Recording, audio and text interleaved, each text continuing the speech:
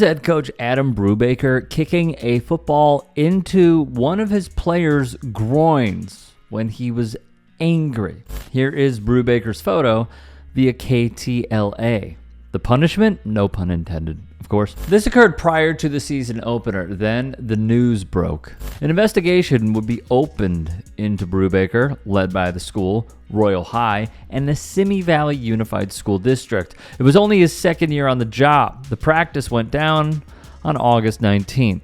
That's where we introduce Reina Zapata, the principal of Royal High School. She'd even write on her bio, the institution is committed to helping students develop the abilities and confidence to achieve success and contribute meaningfully to the world around them. Working together, our students, staff, parents, and community create high-quality programs that foster achievement in academics and co-curricular activities, guiding each student toward their fullest potential. Clearly valuing the safety and well-being of the student body, Principal Zapata would then release the following announcement. She'd write to parents on August the 20th that school leaders were taking this, quote, seriously. In the letter, she'd state, school and district administration are currently gathering information and reviewing the circumstances surrounding the incident. Furthermore, per Principal Zapata, the district has completed its review of the incident from earlier this week. As a result, the leadership of Royal High School's football program will immediately change. Brubaker was relieved of his duties. Meanwhile, assistant coach Cody MacArthur would be named the interim head coach. For the time being, in his first season, Brubaker 3-7. You may be asking what led to the incident taking place. According to SI, Brubaker was fed up that one of his defensive players brought an offensive player down on the turf. After an animated talking to, the coach kicked a football towards the defensive player. He's a great kid, but he's intense, the now fired head coach would say.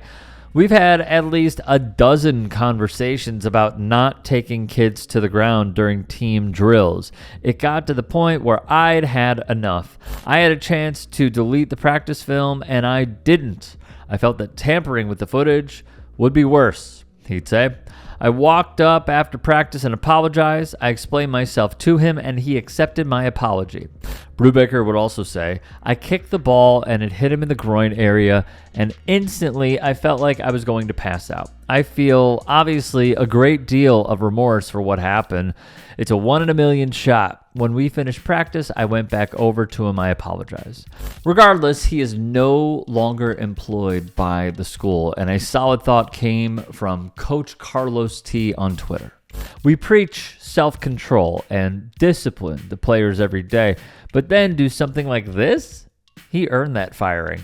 His actions here, in the position of coach, are indefensible. There's a few thoughts here, okay? The first is this. When he says, and I quote, I had a chance to delete the practice film and I didn't. I felt that tampering with the footage would be worse. Yeah.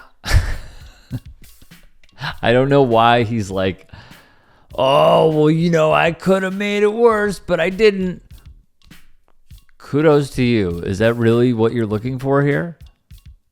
During a time where there is a moment within this school's history that no one will ever forget because of your own actions, because of something you did, whether you meant to kick it in his groin, in his face, in his chest, at his ankle, what is the cost benefit of kicking a football at a player in the year 2026? Why are you trying to be Bud Kilmer, man? I probably just aged myself. Why are you trying to be Bud Kilmer? This stuff is outdated. And what also gets me about just like coaching as a whole, I've read John Wooden's book, hearing all the players talk about him, hearing his coaching philosophy too. He was never going to do anything like this. He was never going to scream at a player, make them feel like they are nothing, physically abuse a player. And he is one of the best American head coaches of all time. Of all time. I just don't get it. And then on top of this, to hear another subset of his response to all of this, was that basically he regretted what he did, which of course, yeah, you should. But he didn't show any remorse. He didn't seem like he was apologetic in the video that we saw, because he was playing it off as, oh, I immediately felt terrible. You didn't. If you immediately felt terrible, you'd check on your player because you did him wrong, did him dirty. He stormed off in the other direction.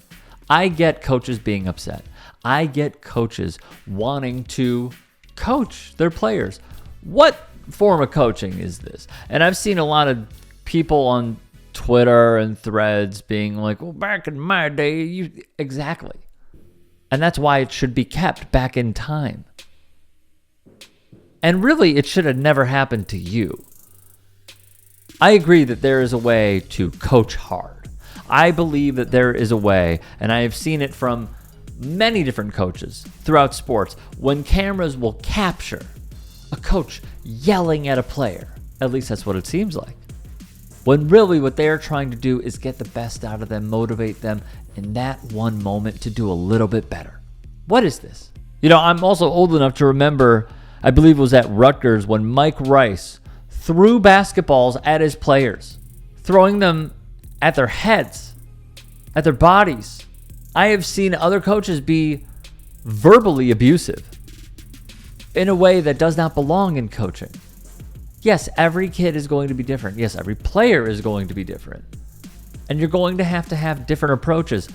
But this is low. And I have to go back to this. What is the cost-benefit analysis of seeing a football and saying, you know what I should do? I should kick it at him. That'll show him.